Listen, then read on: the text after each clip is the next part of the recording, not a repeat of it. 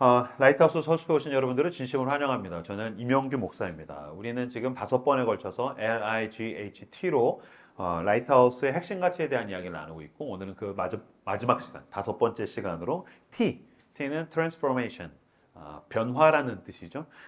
이것은 저에게 무슨 의미냐면 우리의 끊임없는 변화가 교회와 세상의 변혁으로 이어집니다. 우리의 끊임없는 변화가 교회와 세상의 변혁으로 이어진다라는 그 변화에 대한 얘기, 트랜스포메이션에 대한 이야기를 함께 나누기를 원합니다. 먼저 설교를 하기 전에 앞서서 오늘 설교의 주제를 먼저 말씀드리죠. 따라서 해주시겠습니까? 주님의 사랑은 나를 변화시킵니다. 주님의 사랑이 끊임없다면 우리의 변화도 끝나지 않을 것입니다. 예, 이게 오늘 설교의 주제 문장입니다. 주님의 사랑은 우리를 변화시킵니다. 그런데 만약에 주님의 사랑이 끊임없다면 우리의 변화도 끊임없을 것입니다. 그래서 주님께서 우리를 그 사랑으로 끊임없이 변화시킨다는 이야기를 함께 나누기 원합니다. 마태복음 18장에 보면 예수님께서 설교하실 때에 죄인의 인생, 죄인의 삶을 뭐라고 표현했냐면은 1만 달란트 빚진 자로 표현하셨습니다. 그래서 죄인이 구원을 받는 것을 1만 달란트 빚져서 어쩔 줄 모르다가 주인의 은혜로 탕감받았다. 1만 달란트 이야기가 나오는데 1만 달란트가 그럼 얼마냐? 1달란트가 현재 시세로 하면은 6억입니다. 우리가 왜 한 달란트, 세 달란트, 다섯 달란트, 한 달란트 조금 받았네. 6억입니다. 다 6억 이상 있으시군요. 나만 6억 되게 큰데라고 했군요. 1달란트가 6억이면 1만 달란트면 여러분 6조입니다. 6조. 그러니까 어마어마한 돈입니다. 그러니까 6조라는 돈, 1만 달란트를 빚졌다는 것은 갚을 수 없는 빚진 사람. 그러니까 죄인의 운명을 뭐라고요? 갚을 수 없는 빚에 져서 빚에 눌려서 그 채무자로서 끌려다니는 사람. 그 사람은 1만 달란트 빚진 사람이라고 표현을 했다는 거죠. 그러니까 갚을 수 없는 죄의 채무에 시달리다가 순식간에 자유와 구원을 얻은 사람이 바로 은혜 받은 사람, 구원받은 사람이라는 것입니다. 빚이 사람에게 어떤 영향을 끼치는가에 대한 이야기를 좀 나눠볼까요?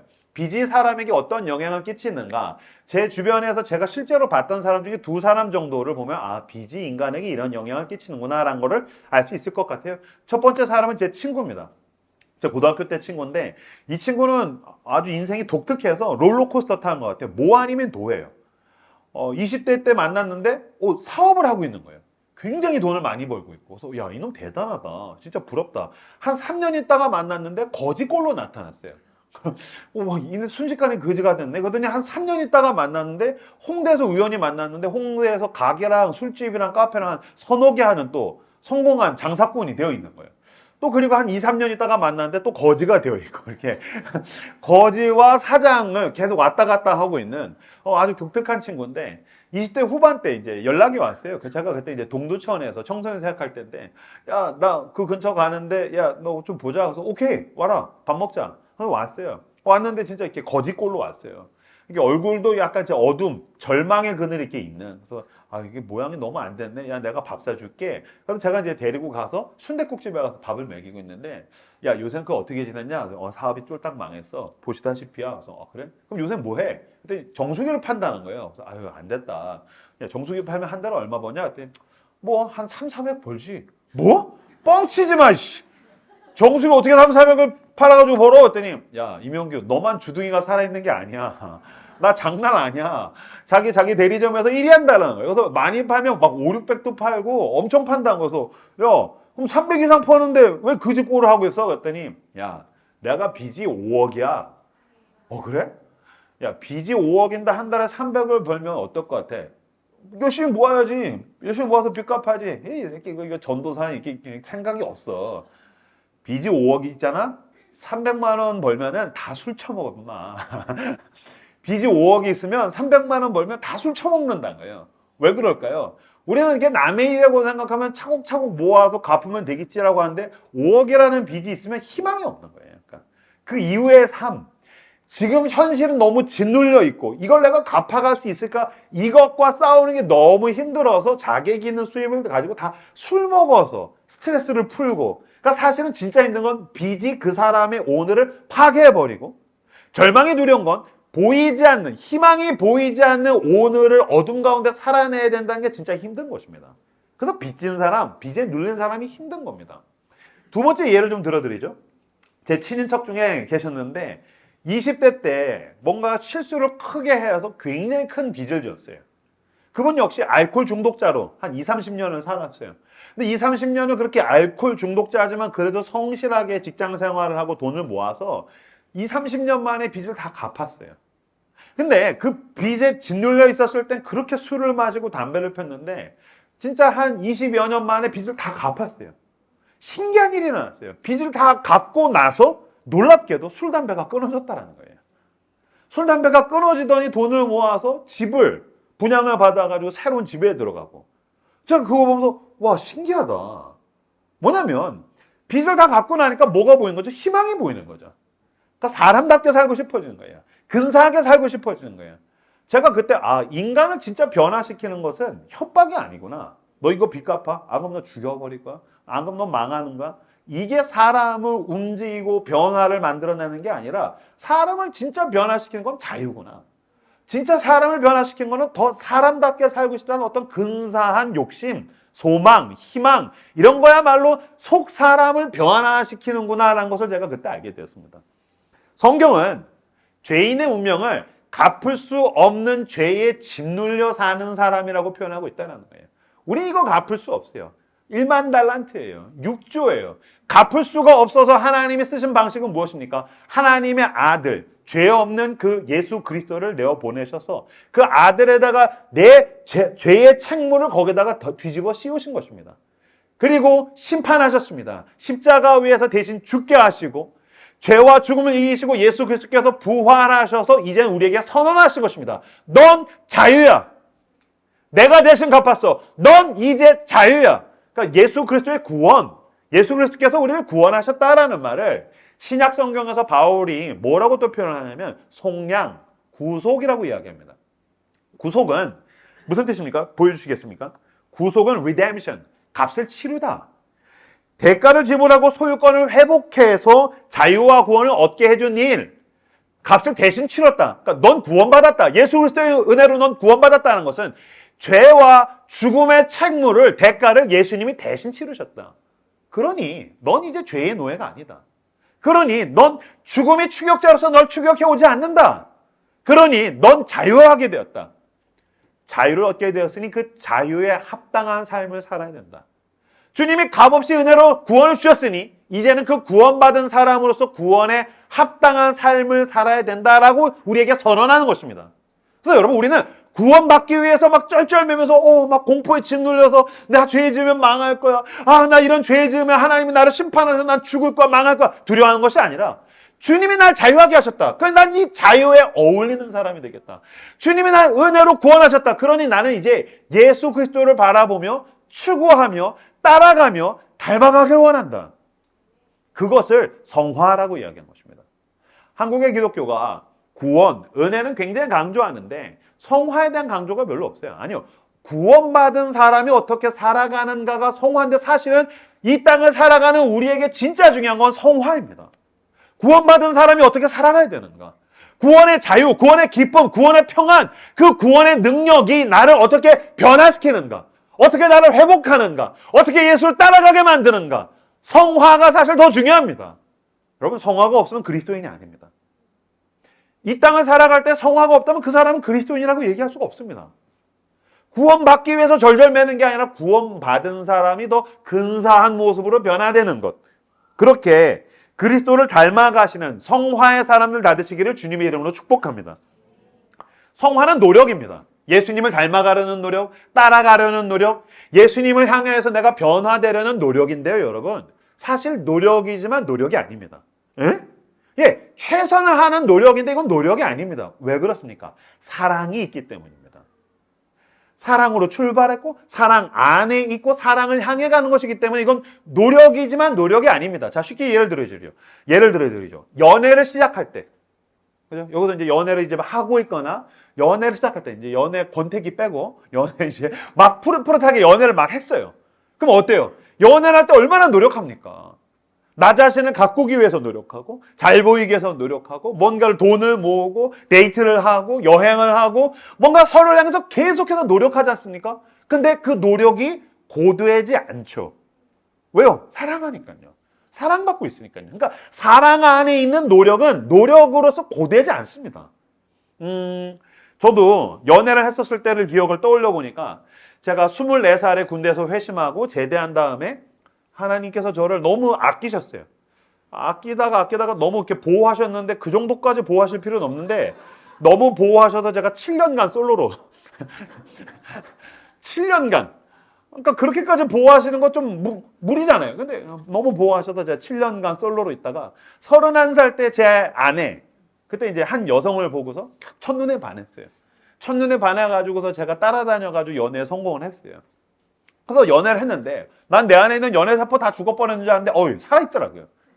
막 노력을 하고 머리를 자르고 막 패션이 바뀌고 막 바뀌기 시작했는데 진짜 생각나는 게 그때 제 아내는 안산에 있었었고요. 안산에서 학교 다니면서 졸업반이었고 저는 경기 북부의 동두천. 그러니까 경기도 끝과 끝이에요. 전철 타서 내리는 데까지 2시간 반이 넘어요. 그러면은 데이트 해야지 그러면 제가 안산에 가지 않습니까? 그럼 3시간에서 3시간 반이. 그러면 굉장히 먼 거리지 않습니까? 근데 어느 날 제가 동두천에서 쉬는 날 이렇게 걷다가 약속을 잡은 게 아니고 걷다가 박찬미가 보고 싶다 생각했을 뿐이에요. 그냥 생각했어요. 떠올랐어요. 보고 싶다 하고 정신 차렸더니 안산역에 도착해 있는 나를 발견했어요. 그냥 보고 싶다라고 생각하고 정신 차렸는데 안산역에 있는 거예요. 그러니까 엄청난 노력이죠. 만약에 지금 누군가 저에게 목사님 3시간 머리 걸려 싫어요. 네가 오세요. 근데 굉장한 노력이잖아요. 한데 고되지 않았어요. 왜요? 사랑했거든요. 사랑은 나로 하여금 노력하게 만들었고 그 노력은 나를 굉장히 많이 바꿔놨어요. 특히 저는 말투가 바뀌었어요. 연애하면서. 저는 뭐 아시다시피 제가 그 MBTI로 치면 T 성향이 굉장히 강해서 이렇게 냉정한 말투, 합리적인 말투, 이렇게 생각한 다음에 말하는 것. 이렇게 막 F창 보고 뭐 이런 무의미한 말은 싫어요. 그런 말 너무 싫어요. 난 정확한 말, 단어도 적확한 선택. 난 이런 거 너무 좋아요. 그러니까 차갑고 냉철한 말이 나한테는 어울리는 사람인데 게다가 동두천에서 그 청소년 생활을 할 때 그 막 이렇게 방황하고 이렇게 막 맛이 가 있는 애들이랑 대하다가 보니까 말투가 굉장히 거칠어졌어요. 이렇게 특수 청소년, 이렇게 날라리들, 그리스도의 양보다는 그리스도의 양아치들을 대하다가 보면 이렇게 말투가 이렇게 형사 말투 비슷하게 돼요. 지금은 정말 많이 빠져나온 건데 이렇게 말을 어머 너 왔구나, 중3이구나, 야 고1이구나, 너무 반갑다 이렇게 하지 않고 야 이 새끼야, 그러니까 말을 씹듯이 하고 거칠려. 너 자꾸 그럼 너 죽여버릴 거야. 막 이렇게 말을 씹듯이 그런 거친 말투가 배어 있었어요. 저한테. 그게 5, 6년 동안 배어 있었는데 문제는 연애를 하니까. 전화했는데 밥 먹었어? 왜 밥도 안 먹고 다니는 거야? 막 이런 식으로 얘기하니까 아내가 그게 싫은 거죠. 그러니까 당시 이제 여자친구가 왜 오빠 나한테 그렇게 말하냐? 내 말투가 왜? 거칠다. 너무 차갑다. 싫다. 그래서 나 원래 말투가 그렇다. 나 청소년 사역하다가 보니까 동두천에서 청소년 사역해서 그렇다. 그랬더니 굉장히 중요한 말 했던 게 난 너의 청소년이 아니야. 맞는 말이에요. 난 당신의 청소년이 아니지. 맞는 말이네. 그럼 내가 어떻게 해주면 되겠냐? 다정한 말투를 써달라. 제가 그 말을 받아들였어요. 그래서 제가 진짜 노력 많이 했어요. 다정한 말투란 뭘까? 거울 보고 연습하고 안녕? 반가워? 막 그래서 막 지금도 오글거려. 나랑 맞지 않는 말투를 쓰는 거죠. 노력하는 거예요. 하지만 노력이지만 고되지 않죠. 왜요? 사랑하니까요. 사랑받고 있으니까요. 사랑 안에 있으니까요. 여러분, 사랑은 그 사람을 바꿔놓습니다. 사랑은 그 사람을 변화시킵니다. 마찬가지입니다. 하나님의 사랑은 저를 완전히 뒤집어놨어요. 하나님의 사랑은 나를 바꿔놨어요. 하나님의 사랑은 나를 놀랍게 변화시켰어요. 저는 무신론자였었어요. 24살에 회심할 때까지 저는 무신론자였어요. 인격적인 신은 믿을 수가 없었어요. 이스라엘의 조상신이 나랑 뭔 상관이란 말이냐. 저는 막 찬양하고 뜨겁게 찬양하고 막 뜨겁게 기도하는 사람들. 지금 우리 교회 예배가 굉장히 뜨거운데 나는 이런 사람들 제일 싫었었어요. 막 그 우리 찬양 인도자도 막 찬양할 때 두 손 듭시다. 난 그런 인간이 제일 싫었어요. 지 혼자 들지. 왜 두 손 듭시다. 그럼 다 들어. 그럼 나도 들어야 되잖아요. 그럼 이렇게 가만히 있다. 그럼 이러고 이렇게. 이건 손 든 게 아니지. 이건 티라노사우루스지. 이러고 있고 막 기도할 때 막 소리 지르면 저건 인생의 루저들, 결핍과 불안으로 가득 찬 사람들이 집단적으로 저 정신 승리한 거다. 나같이 유능하고 타고난 사람은 저런 기도를 할 필요가 없다. 근데 그런 거 안 하고 난 내 손으로 성경을 펴서 읽어본 적이 없어요. 내가 굳이 고대 문서를 내가 뭐하러 읽냐. 지금 얼마나 좋은 자기계발서, 사회과학서적들, 좋은 책들이 수두룩한데 에세이도 많고 내가 뭐하러 수천 년 전 글을 읽겠냐. 됐다 꺼져라 그래라. 난 성경 읽은 적이 없어요. 난 전도한 적 없어요. 한 번도 전도해본 적 없어요. 24살 때까지. 아니 종교는 자기의 선택이지. 내가 굳이 타인에게 종교를 강요할 필요가 뭐가 있단 말이야. 난 전혀 그런 적이 없어요. 24살에 예수님께서 제 인생에 찾아오셨어요. 성령이 저에게 임했어요. 억눌리고 갇혀있고 고와 같이 떠돌던 이명규에게 하나님의 성령이 임하면서부터 그분의 사랑이 내 모든 걸 뒤집어놨어요. 찬양하면 막 심장이 뛰는 거예요. 나도 모르게 막 손을 들고 막 소리를 지르고 막 아멘 할렐루야 하나님 찬양합니다. 기도하면 막 소리를 질러. 나는 지금도 여러분 침묵기도 해요. 난 산책하면서 기도하고요. 고요함 가운데 기도하는 거 좋아해요. 하지만 나는 조용히 기도해도 하나님이 들으시지만 나는 예배에 대한 태도로서 내 목소리를 높여서 기도하기를 원해요. 난 하나님 앞에 내가 가지고 있는 모든 열성과 열정을 드리기를 원해요. 난 찬양할 때, 기도할 때 그 세상에 그 어디에서도 볼 수 없는 내 모든 열성적인 태도로 주님 앞에 내어드리는 거죠.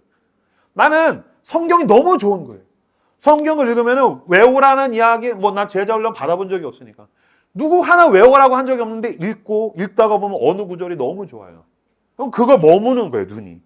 읽고, 또 읽고. 그러다가 막 눈물을 성경책에 뚝뚝뚝뚝 떨어뜨리면서 막 읽다가 보면 막 외우는 거예요. 그 말씀이 내 머릿속에 있기를 내가 원하는 거예요. 세상에 잡다한 지식이나 잡다한 사상이나 잡다한 수많은 그 번잡한 소리들보다 난 하나님의 말씀이 내 머릿속에 내 마음속에 있길 원하니까 읽고다 보니까 외우게 되는 거예요. 그럼 혼자서 그 말씀 막 대대고 너무 좋아하고 은혜 받으면 가만히 있지를 못하고 누군가에게 나눠주고 싶고. 저는 2등병 때 군대에서 회심하고 막 병장 전도하다 싸대기 많이 맞았어요. 막 병장 전도하려고 하고 막 예수 믿으셔야 된다고 그러고 좀 닥치라고 그러고. 저는 제대에서도 내가 돈 벌어서 청소년들 쫓아다니면서 밥 먹이고 전도하고. 제 삶의 모토가 한동안, 전 지금까지도 그렇지만 예레미야서 20장 8절 말씀 띄워주시겠습니까? 같이 읽겠습니다. 시작.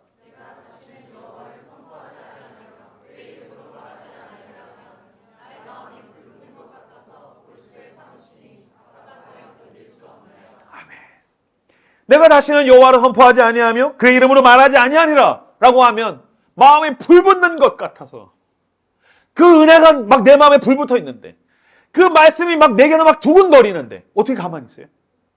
예수를 안 믿는 누군가 보면은 답답해서 견디지 못하는 거예요. 고독하고 외롭고 소외되어 있고 절망의 자리에 널브러져 있는 인간을 보면 견디지 못하는 거예요. 내가 밥 사줘서라도 전도하고 싶고, 내가 가지고 있는 사랑, 헌신, 희생, 뭘 줘서라도 내가 이번 주 예배 가운데 받은 은혜를 막 나누어주고 싶고, 야, 너가 예수님 싫어도 막 이런 게 있다니까? 막 주고 싶어서. 막 골수에 사무치는 것 같아서 막 나눠주고 싶고. 그러다 보니까 청소년들이 늘어나고 청년들이 늘어나고, 하나님이 내가 이 일을 하기 원하시나 보다 하다가 보니까 목사까지 되었어요. 난 목사라서 사역하는 거 아니에요. 왜 사역합니까? 하나님의 사랑이 내게 있어요.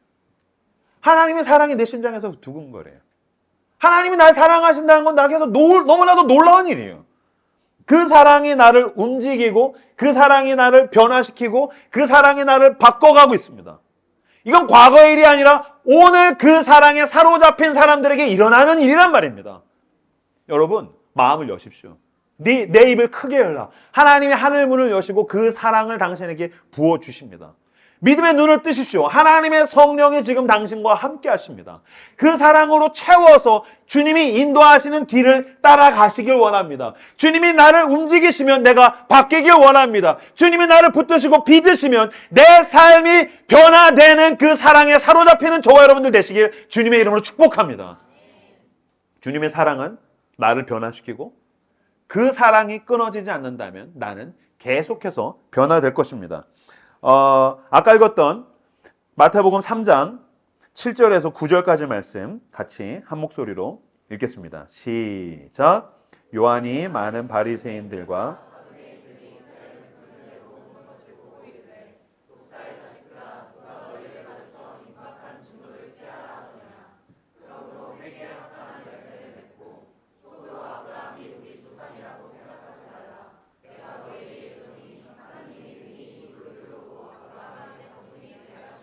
아멘. 요한이 많은 바리새인들과 사두개인들이 세례 베푸는 대로 오는 것을 보고 이르되, 세례 요한이 세례를 주고 있는데 바리새인들과 사두개인들이 왔답니다. 이 두 집단은 어떤 사람입니까? 바리새인, 철저한 율법주의자, 종교성 안에 갇혀있는 완고한 율법주의자들이고요. 사두개인은 어떤 사람입니까? 그들도 종교인이지만 그들은 무엇보다 권력과 부를 가지고 있는 사람들입니다. 왜 이들을 향해서 하나님께서 세례 요한을 통해 지탄하실까요? 그들은 자기가 가지고 있는 종교적인 것이 되었든 돈이 되었든 권력이 되었든 사회적인 뭔가 인정받는 뭔가가 됐든 그것을 가지고 나는 바뀌지 않는다. 누구도 나를 변화시킬 수 없다. 나는 움직이지 않는다. 내가 옳다. 니들이 틀리니까 니들이 바뀌어야 돼. 너희들에게 문제가 있어. 너희들이 움직여야 돼. 나를 중심으로 너네가 바뀌어야 돼 라고 이야기하는 사람들을 향해서 회개에 합당한 열매를 맺어라. 왜 너네는 안 바뀌냐? 바뀌어야 될 건 저 더러운 세리와 창녀지. 바뀌어야 될 건 저 밖에 있는 하나님을 모르는 것들이지. 나는 아니지. 아니요. 하나님이 지금 그 종교적인 연차가 오래된 복음과 진리가 종교성 안에 완고하게 갇혀있게 된 자기라는 그 감옥 속에 갇혀있는 자들 향해서 회개에 합당한 열매를 맺어라. 바뀌어야 될 건 너다. 여러분 지금 우리로 치면 바뀌어야 될 것은 이 교회 바깥에 있는 어떤 뭐 조직폭력배라든지 아니면은 뭐 좌파 빨갱이라든지 보수 꼴통이라든지 동성애자가 아니라 지금 예배 가운데 나온 하나님의 백성들을 향하여서 너에게 신앙이 너를 더 완고하게 만들고 있는 것은 아니냐? 너가 헌신을 한 것이, 너가 선교를 한 것이, 너가 어떤 제자 훈련을 받은 것이, 너가 가지고 있는 교리가, 너가 가지고 있는 신학이, 너가 뭐 3대째 예수 믿는 집안이고 뭐 뭔가 그런 것이 너를 더 완고하게 만들어서 나는 움직일 수 없지. 내가 옳거든. 너희들이 틀렸지. 니들이 나한테 맞춰야지. 그렇게 이야기하는 종교성 안에 갇혀있는 자들 향해서 회개에 합당한 열매를 맺어라. 바뀌어야 된다. 바뀌어야 될 것은 너희들이다. 신앙은 사람을 바꾼다. 하나님의 사랑은 우리를 바꾸는데 왜 너희는 바뀌지 않고 그 자리에 완고하게 굳어있느냐라고 지금 책망하고 있다는 것입니다. 여러분, 만약에 목사인 저에게 목사님, 목사로서 신앙생활을 함께 나누거나 누군가를 양육하거나 가르치거나 그럴 때 가장 힘든 인간이 누구입니까? 라고 묻는다면 전 대답할 것입니다. 고집이 센 사람입니다. 자기 아집 속에 갇혀있는 사람입니다. 신앙은 수용성입니다. 반대말은 고집과 아집입니다. 그 청년 집회 가면 요새 이제 캠프 수련회 기간이라 가지고서 청소년 청년 캠프 굉장히 많이 가는데 청년 캠프에서 꼭 이렇게 청년들이랑 뭐 Q&A, 토크 콘서트 막 이런 거 할 때 되게 많아요. 근데 이제 막 그 질문들 이렇게 쭉 적어내요. 근데 사실 이거 제가 한 뭐 10년째 하다가 보니까 뭐 다 그 질문이 그런 질문이에요. 대부분 뭐 이제 배우자, 진로, 뭐 인간관계, 뭐 그런 거거든요. 뭐 목사님, 그 사람이 내 배우자라는 것을 어떻게 확신할 수 있나요? 그러면 확신할 수 없습니다. 사귀어봐야지 압니다. 그러니까 가서 사귀어보세요. 내가 어떤 사람을 만나야 될까요? 뭐 니까 죽게 뭘 가리겠습니까? 아무나 만나십시오. 너 좋다면 결혼하십시오. 뭐 그런 식으로 이제 얘기를 하는데 그 중에서 제가 되게 많이 받는 질문 중에 하나가 뭐냐면은 좋은 배우자감은 누구입니까? 하나님께서 기뻐하시는 좋은 배우자감은 누구입니까? 저는 이거는 확실하게 대답할 수 있습니다.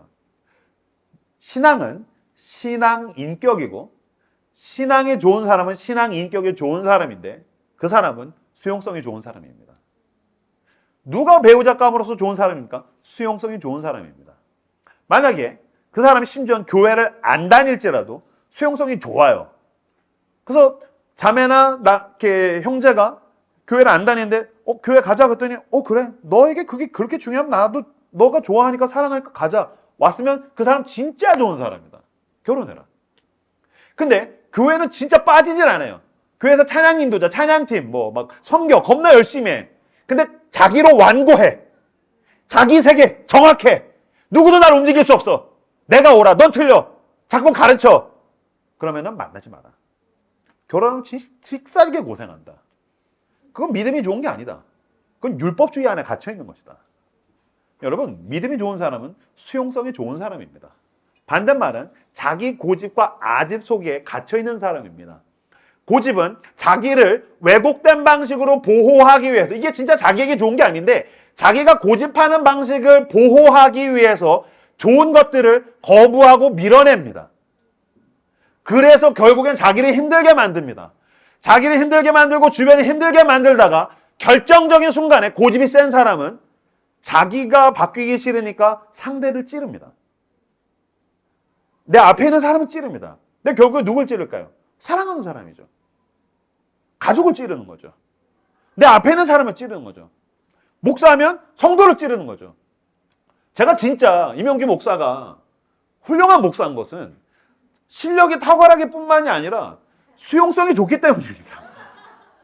만약에 누군가가 와서 목사님 오늘 설교가 좀 너무 세신 것 같아요. 너무 공격적이신 것 같아요. 오늘 본문은 저는 좀 동의할 수가 없어요. 그럼 전 대답할 겁니다. 그래? 그렇구나. 내가 말이 좀 셌구나. 그치, 그럴 수 있지. 아유, 그래. 내가 좀 더 조심할게. 이 수용성이죠. 받아들이는 거죠. 내가 굳이 찾아와서 막 상처받고 힘들다는데 어디 주의 종이 말씀을 전하는데 건방지게 죽어라, 네가 뒤져라, 이 독사의 자식아. 목사가 고집을 가지고 있으면 성도를 죽입니다. 그죠? 담임이지 않습니까? 내가 고집 안에 가지고 있으면 우리 전도사님, 목사님들 제가 다 찔러 죽일 겁니다. 니들이 사역을 거지같이 하니까 내가 지금 힘들잖아 하면서 막. 그렇겠죠? 아빠가 고집에 갇혀 있으면 부인을 죽이는 겁니다. 내 배우자를 죽이겠죠. 찔러서. 당신이 집안 꼴을 이따위로 만드니까. 애들을 만들면 니들이 새끼들아. 부모냐, 어머니, 아버지가 나한테 계속해서. 여러분, 고집을 부리는 사람은 자꾸 자기가 칼을 들고서 자기 주변을 자꾸 찔러대면서 나를 보호하기 위해서 내 앞에 있는 사람을 죽입니다. 고집에 칼을 내려놓고 예수의 십자가를 붙드십시오. 예수의 십자가를 붙들면 죽어야 하는 죄인이 보입니다. 내가 죽는 거죠. 예, 주님, 맞습니다. 어쩌면 이 사람 말이 맞는지도 모르겠습니다. 십자가 가운데로 나가보니까 내가 죄인입니다. 내가 죽고 내가 회개하고 내가 변화되면 이 변화가 주변의 변혁으로 이어집니다. 담임 목사의 회개와 변화가 동역자들의 변혁으로 이어집니다. 교역자와 사역자들의 변화가 성도들의 변혁으로 이어집니다. 나의 변화가 배우자의 변혁으로 가정의 변혁과 변화로 이어집니다. 이 교회의 변화와 변혁이 이 도시를 움직이고 이 도시를 변화하게 만들고 회복하게 만들고 뻗어나가 땅끝까지 하나님의 나라의 변화와 회복으로 이어지시길 우리 주 예수 그리스도의 이름으로 축복합니다. 그런데 여러분, 고집의 칼을 내려놓고 그리스도의 십자가를 붙들어서 내가 죽고 내가 변화하는 것입니다. 저는 병원 갈 때마다 느낍니다. 병원에 가면은 부딪혀요. 의사의 말과 나의 마음이 부딪혀요. 그때 우린 두 가지 태도를 선택할 수 있죠. 첫 번째, 제가 많이 하는 건데 의사의 태도를 선택할 수 있죠. 의사 선생님이 뭐를 먹어야 되고 뭘 먹지 말아야 되고 뭘 해야 하고 뭐 운동해야 되고 뻔하게 쉬어야 되고 바빠 죽겠는데 어떻게 쉬라고요. 쉬어야 되고 운동해야 되고 뭐 먹어야 되고 듣고 나오면서 의사의 태도로 선택하면 내 몸은 내가 더 잘 알지. 지가 뭘 알아. 내 몸은 내가 더 잘 알아. 이건 의사의 태도죠. 환자의 태도는 무엇입니까? 당신이 봤다. 받아들이는 거죠. 그리고 내가 바뀌어야 된다. 내가 건강해지려면 내가 바뀌어야 된다. 내가 바뀌면 몸의 건강한 현상적으로 따라 나오는 것입니다. 마찬가지로 여러분, 당신이 건강해지길 원하고 당신의 영혼이 강건해지길 원하고 당신의 가정이 건강해지기를 원한다면 나는 수용해야 됩니다. 내가 변화되어야 됩니다. 그렇게 내가 변화되어서 그 건강한 변화와 회복의 흐름이 여러분의 삶에 충만하시기를 우리 주 예수 그리스도 이름으로 축복합니다. 마태복음 3장 8절 한 번 더 읽겠습니다. 시작. 그러므로 회개에 합당한 열매를 맺고. 반주해 주시겠습니까? 회개에 합당한 열매를 맺으래요. 회개에 합당한 열매를 맺는다는 게 뭘까? 제가 묵상하고 현상, 그 이후에 나타나는 결과, 여러 가지가 있겠지만 열매를 맺는다? 근데 제가 얼마 전에 봤던 그 어떤 다큐멘터리가 생각났어요. 꽃이 너무 예뻐요. 근데 꽃이 떨어지니까 열매가 맺히더라고요. 그러니까 꽃을 고집하면 열매가 맺힐 수가 없는 거예요. 너무 예쁜 꽃이 시들고 꽃이 떨어져야 열매를 맺게 되는 거예요. 여러분 마찬가지입니다. 당신의 자존심의 꽃이 떨어져야 생명의 열매가 맺힙니다. 당신의 고집의 열매, 당신의 자존심의 열매가 떨어져야 하나님께서 당신의 삶 가운데 생명의 열매를 맺으셔서 그 열매를 맺고 내 주변이 살아나기 시작할 것입니다. 우리 직장이, 내 친구가, 우리 교회와 공동체가 그렇게 회복되게 되기를 주님의 이름으로 축복합니다. 당신이 붙들고 고집하고 있는 이게 너무 예쁜데, 이게 내가 원하는 건데, 그 꽃은 어떤 것입니까? 그러나 내려놓으십시오. 자존심과 고집의 꽃이 떨어져서 주님이 원하시는 회개에 합당한 열매가 맺혀져 우리 가정이 살아나고 내 주변에 있는 공동체에 있는 사람들이 살아나고 이웃이 살아나고 그렇게 우리 교회가 살아나고 우리 교회가 섬기는 이 도시와 나라와 민족이 살아나게 되기를 꿈꾸며 나아가시는 저 여러분들 다 되시기를 그리스도의 이름으로 축복합니다. 오늘 우리에게 주신 말씀들을 붙들고 주님, 사랑과 복음으로 내 속이 변하게 하여 주옵소서. 고집의 칼을 내려놓고 십자가를 들어 내가 저 사람을 죽이는 것이 아니라 십자가를 붙들고 내가 저 사람을 위해 죽어주는 변화가 내게 있게 해달라고 오늘 우리에게 주신 말씀들을 붙들고 함께 기도하며 하나님 앞에 나아가도록 하겠습니다. 기도하겠습니다.